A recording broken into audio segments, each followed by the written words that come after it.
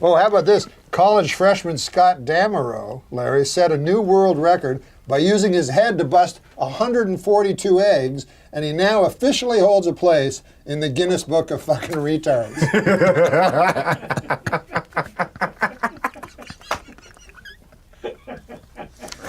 Oh, it's ridiculous. It's just ridiculous. Why are these dirty? Ladies and gentlemen, this is something exciting. Our next guest made his stand-up debut. I did not remember that. This man began his television stand-up debut with us 25 years ago. Didn't know that. I didn't know that. Very talented actor. Nobody funnier. Ladies and gentlemen, Norm Macdonald.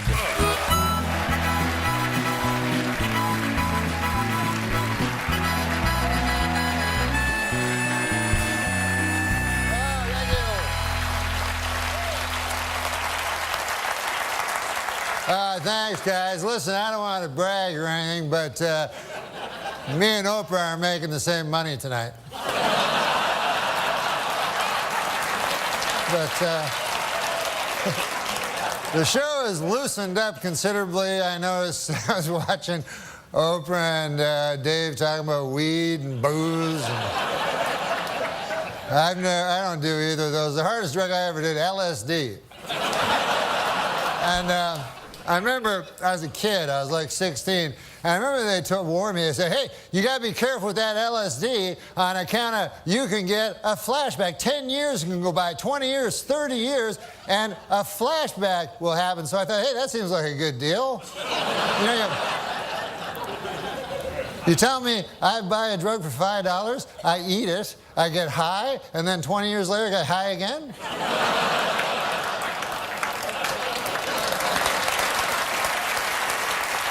That's not the point. I like to stretch my drug dollar. The point is this. 10 years have passed, 20 years have passed, 30 years have passed, and no flashbacks. What a gyp that turned out to be. Just more horse by the big acid companies, that's all it is.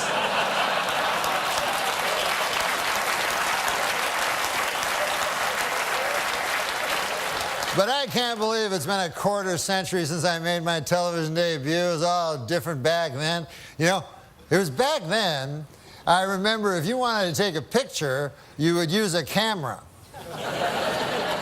not a telephone.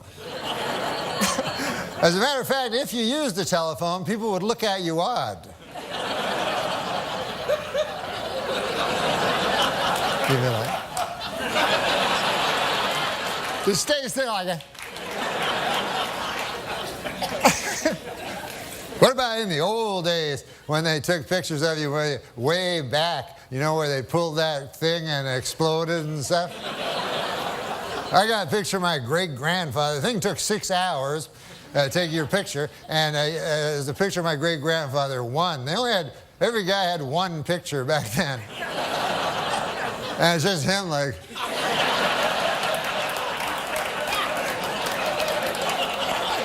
I gotta get back, feed them hogs. Who's gonna feed the hogs? Somebody gotta feed them hogs. Now, in the future, of course, it'll be different. 50 years from now, people will be going like, hey, you want to see 100,000 pictures of my great-grandfather?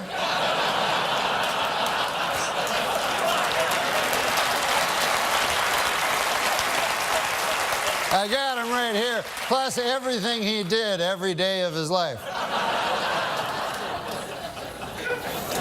Hey, this occurred to me today. ID, which I had to show it again. There's a strange abbreviation when you think about it. I is short for I. And then D is short for dentification.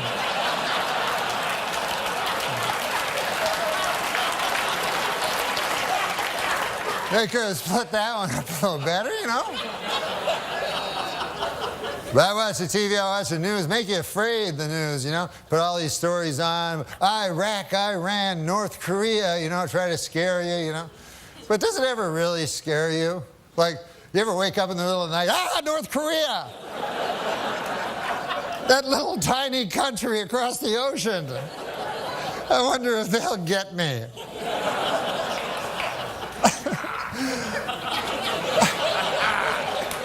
Plus, didn't MASH settle that like 20 years ago? Why'd I have to watch that stupid show?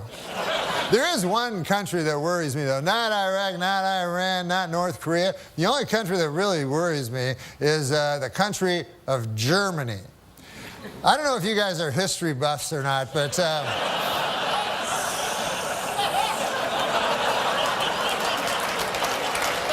in the early part of the previous century, Germany decided to go to war. And who did they go to war with? The world. It had never been tried before. And so you figure that would take about 5 seconds for the world to win, but no, it was actually close.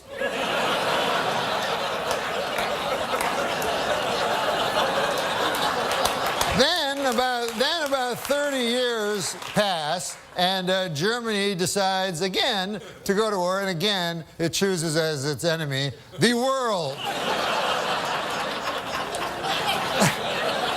And this time they have that guy, Schrankly, Crankly, that guy, and I'm not even going to dignify him by saying his name, but I think you know what I'm talking about.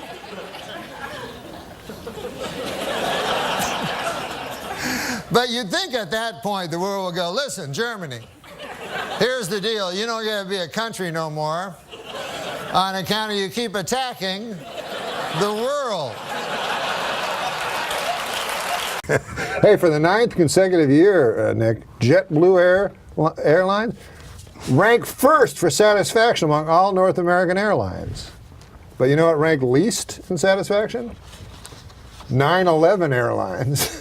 What a terrible name for an airline. It reminds me of that tragedy. Oh, 9/11. You know? Oh, don't laugh at 9/11 What? again. I tried to tell him not Way to to go, laugh. Adam. I know. I walked through blood and bones in the streets of Manhattan trying to find my brother. Jesus. Yeah, he was in northern Canada. Listen, Bill Cosby, first of all, is my hero ever since I was a kid, because I always wanted to be like him, and I got his albums, tried to emulate him, but I didn't like his stand-up, but I like the way he was as a man. Because this was before they didn't say he was a rapist on the fucking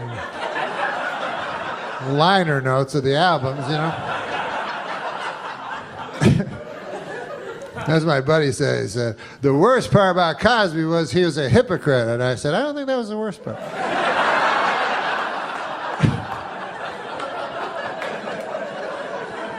To me, the worst part was the raping.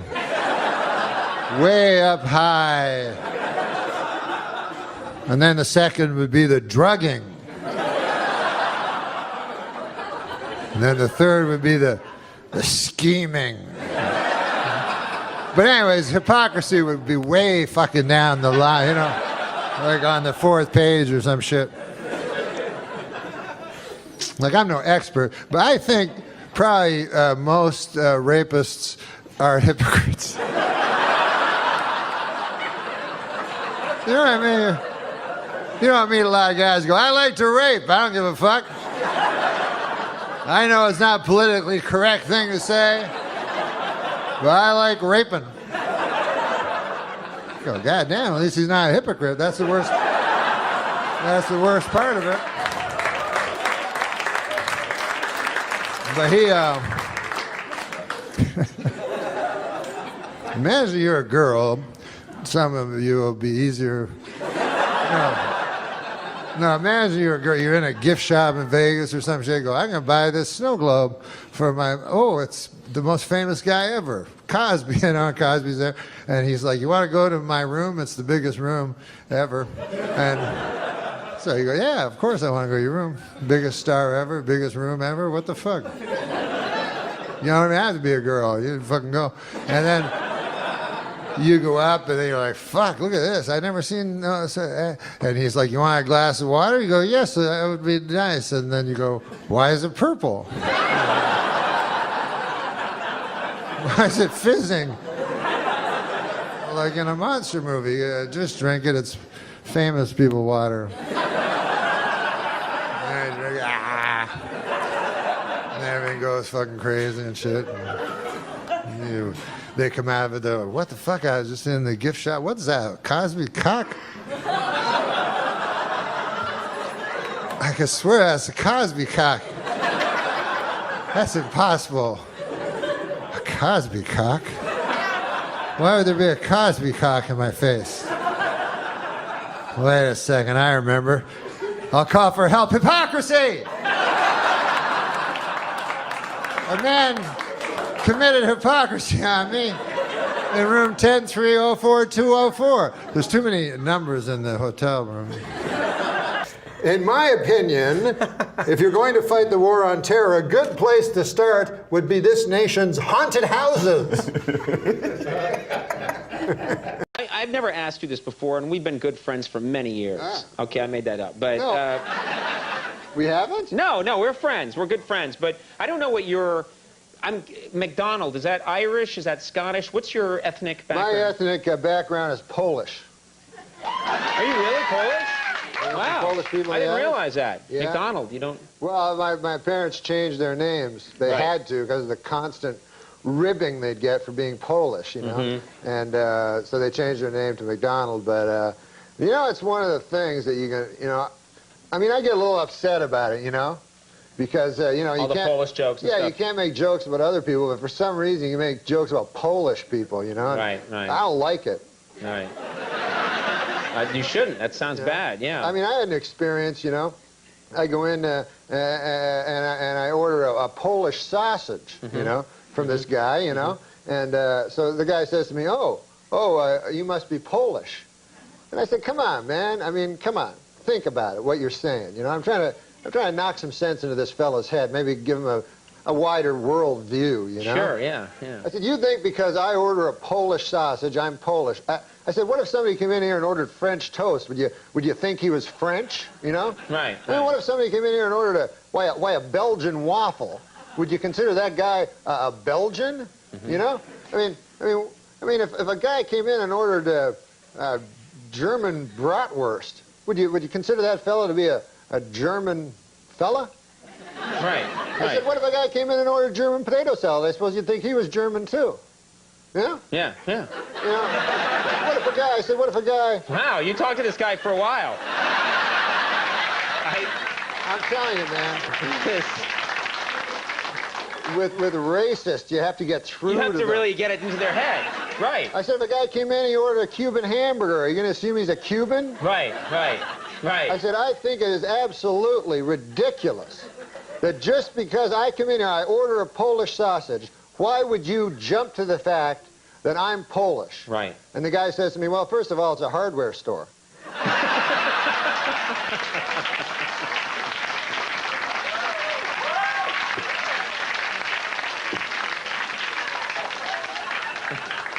And you hate Polish jokes, don't you? You just hate them. No, I think they're disgusting. What are you, retarded? So I know you're not retarded, but what are you, Down syndrome? A new study found that men with beards are more attractive than men without beards. More great work from the University of Bob Seger. Enough of this grimness. Although my buddy, I did want to say one thing about my buddy Richie, who has a disease, and but it's an interesting disease he has. He has the disease of alcoholism. And he came to me, you know, and he told me, and I like to look, I'm the kind of guy who likes to look at the bright side of things, you know. So I told him, I said, Richie, it's true that you have a disease and everything, but I think you got the best one.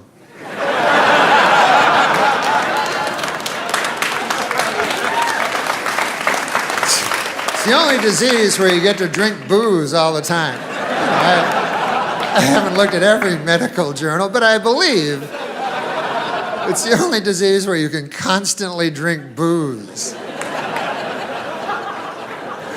As a matter of fact, that is the disease. You know, and I don't think Richie would think if he had a disease. Like, I don't think Richie would go to my Uncle Bert, go, hey, I understand you got bowel cancer. Ah, man, I know how you feel. I gotta drink a lot of booze. Those diseases, they're tough, those diseases, huh, Uncle Bert? Hey, what's your symptoms, Uncle Bert? Well, my bowel, I got blood pouring out of it all the time. I got bowel blood pouring out, gushing out of my bowel, almost nonstop. And I got searing, clawing pains, ripping, tearing, you know, mind-screeching bowel pains. And they're combined with aching, dull, soul-deadening bowel pain. Those are basically my symptoms. How about you? I get happy. And, you know, I tend to be able to talk to people easier, I find.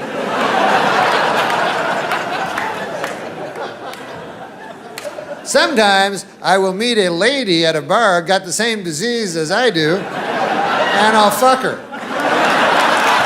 But that's in the latter stages of the disease, Uncle Bert. You gotta realize that. Know what I mean, Uncle Bert?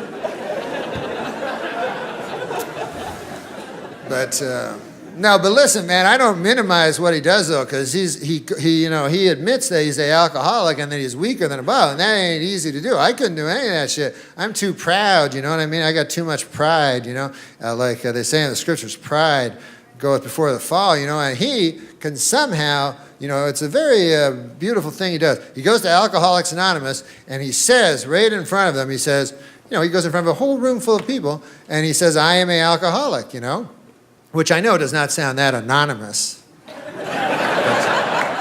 I didn't name the group, but sounds like the exact opposite of anonymous. Whatever. Like, to me, the alcoholics that, you know, the anonymous alcoholics, to me, would be like you guys. I don't fucking know. I can't tell, you know? But once you tell a whole church basement full of people, your cover's pretty well blown. But anyways, it still requires a lot of...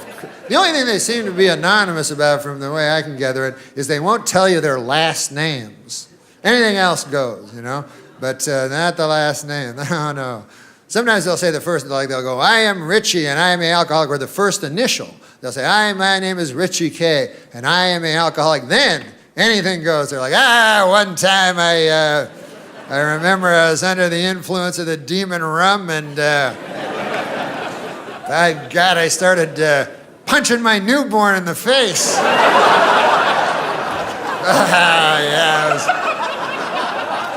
I looked down at my fist and it was all bloody with, I don't know what it was. It was either from my knuckles or my son's skull. Yeah. I'm not telling you my last name. That's none of your beeswax. As far as I'm concerned, a man should have a little, you know. Did I ever tell you about the time I blew a dog for a pint of gin? Ever tell you that? Oh, yeah, I did tell you that. First initial's K, I'll give you that much. Richie K, but I'm not going to tell you the last letters. Plus, you can memorize my face. But other than that, I would like to keep this completely anonymous. If there was just a way I could...